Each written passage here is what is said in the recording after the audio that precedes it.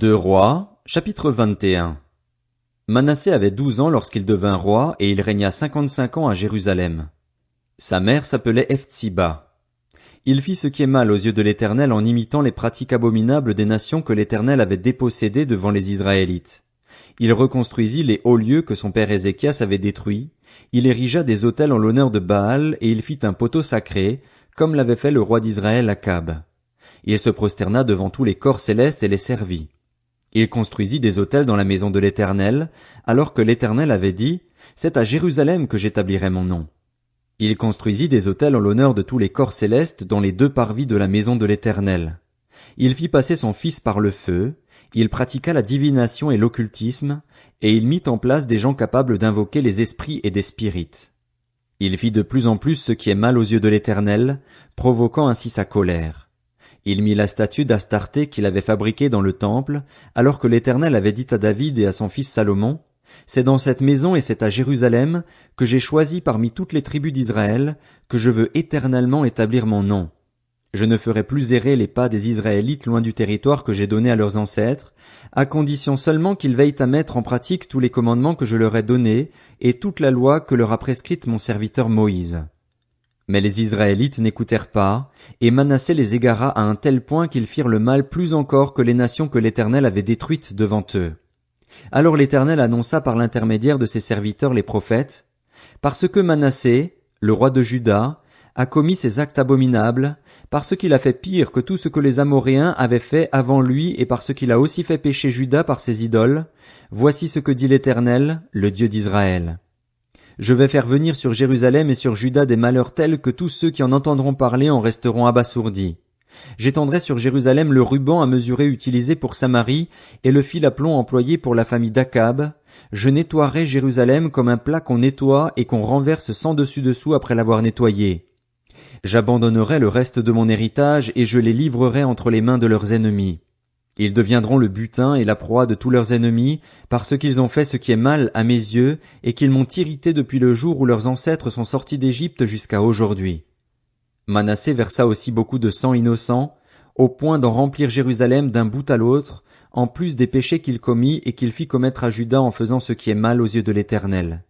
Le reste des actes de Manassé, tout ce qu'il a accompli et les péchés auxquels il s'est livré, cela est décrit dans les annales des rois de Juda. Manassé se coucha avec ses ancêtres et il fut enterré dans le jardin de son palais, dans le jardin d'Uza. Son fils Amon devint roi à sa place. Amon avait 22 ans lorsqu'il devint roi et il régna 2 ans à Jérusalem. Sa mère s'appelait Meshulémeth et c'était la fille de Haruts de Jotba. Il fit ce qui est mal aux yeux de l'Éternel, comme l'avait fait son père Manassé. Il marcha entièrement sur la voie de son père, il servit les idoles que son père avait servies et se prosterna devant elles. Il abandonna l'Éternel, le Dieu de ses ancêtres, et il ne marcha pas dans la voie de l'Éternel. Ses propres serviteurs conspirèrent contre lui et ils firent mourir le roi dans son palais. Mais la population du pays fit mourir tous ceux qui avaient conspiré contre le roi Amon et proclama son fils Josias roi à sa place. Le reste des actes d'Amon, ce qu'il a accompli, cela est décrit dans les annales des rois de Juda. On l'enterra dans son tombeau dans le jardin d'Uza. Son fils Josias devint roi à sa place. Deux Rois, chapitre 22. Josias avait 8 ans lorsqu'il devint roi et il régna 31 ans à Jérusalem. Sa mère s'appelait Jédida et c'était la fille d'Adaja de Botskat. Il fit ce qui est droit aux yeux de l'Éternel et il marcha entièrement sur la voie de son ancêtre David, il ne s'en écarta ni à droite ni à gauche. La 18e année de son règne, le roi Josias envoya dans la maison de l'Éternel Shaphan, le secrétaire, le fils d'Atsalia et petit-fils de Meshulam. Il lui dit, « Monte vers le grand prêtre Ilkija, qu'il ramasse l'argent qui a été apporté dans la maison de l'Éternel et que les gardiens de l'entrée ont récolté auprès du peuple. On confiera cet argent aux responsables chargés des travaux dans la maison de l'Éternel. Ils l'emploieront pour ceux qui travaillent aux réparations de la maison de l'Éternel, pour les charpentiers, les manœuvres et les maçons, pour l'achat de bois et de pierres de taille nécessaires aux réparations du temple. Mais on ne leur demandera pas de compte pour l'argent remis entre leurs mains, car ils agissent avec honnêteté. » C'est alors que le grand prêtre Ilkija dit à Shaphan, le secrétaire, « J'ai trouvé le livre de la loi dans la maison de l'Éternel. » Ilkija donna le livre à Shaphan, et Shaphan le lut. Puis Shaphan, le secrétaire, alla faire son rapport au roi. Il dit, tes serviteurs ont ramassé l'argent qui se trouvait dans le temple et l'ont confié aux responsables chargés des travaux dans la maison de l'Éternel. Puis Shaphan, le secrétaire, annonça au roi, le prêtre Hilkija m'a donné un livre. Et Shaphan le lut devant le roi. À l'écoute des paroles du livre de la loi, le roi déchira ses habits.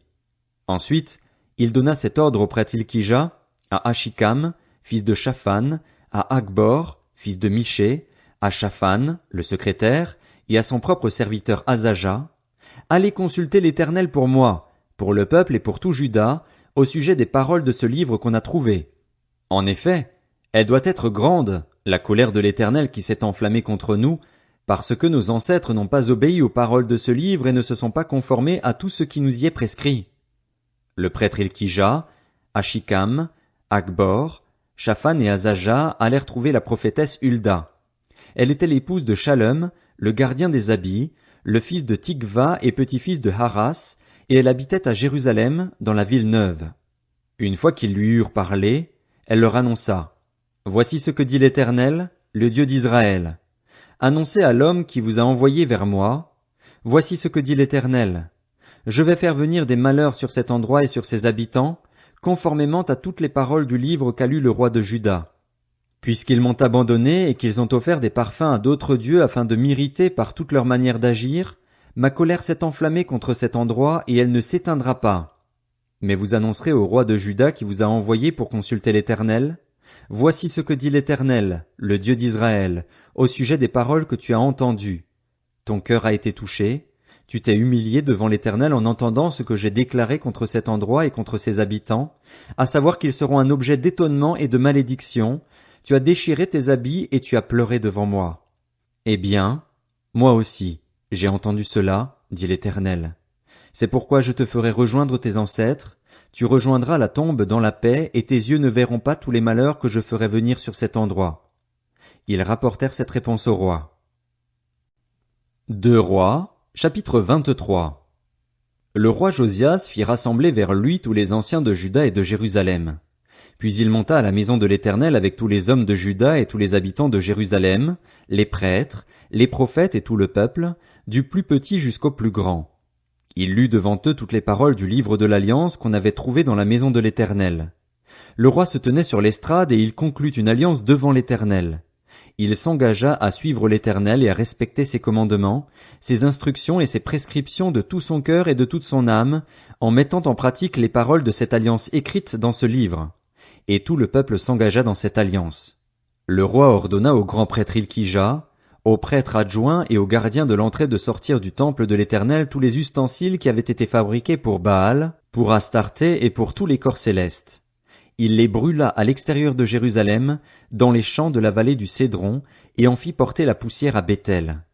Il fit disparaître les prêtres d'autres dieux que les rois de Juda avaient établis pour brûler des parfums sur les hauts lieux dans les villes de Juda et aux environs de Jérusalem, ainsi que ceux qui offraient des parfums à Baal, au soleil, à la lune, aux constellations et à tous les corps célestes. Il sortit le poteau sacré de la maison de l'Éternel.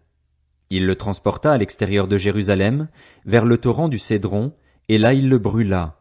Il le réduisit en cendres qu'il jeta sur les tombes des gens du peuple.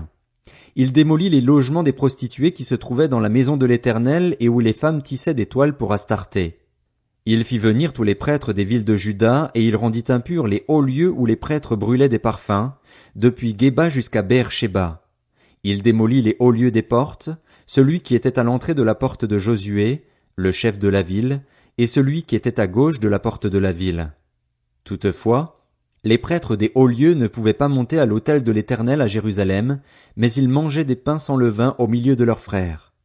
Le roi rendit Topheth, dans la vallée des fils de Hinnom, impur afin que personne ne fasse plus passer son fils ou sa fille par le feu en l'honneur de Moloch.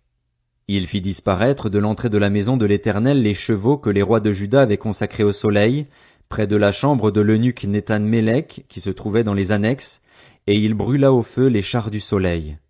Le roi démolit les autels qui étaient sur la terrasse de la chambre à l'étage d'Akaz, autels que les rois de Juda avaient fabriqués, ainsi que ceux qu'avait fait Manassé dans les 2 parvis de la maison de l'Éternel.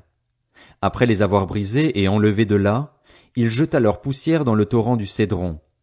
Le roi rendit impurs les hauts lieux qui se trouvaient en face de Jérusalem, à droite du mont de la destruction, et que Salomon, le roi d'Israël, avait construite en l'honneur d'Astarté, l'abominable déesse des Sidoniens, de Kémosh, l'abominable dieu de Moab, et de Milcom, l'abominable dieu des Ammonites. Il brisa les statues, abattit les poteaux sacrés et remplit d'ossements humains la place qu'ils occupaient. Il démolit aussi l'autel qui se trouvait à Béthel ainsi que le haut lieu qu'avait fait Jéroboam, fils de Nébat, qui avait fait pécher Israël.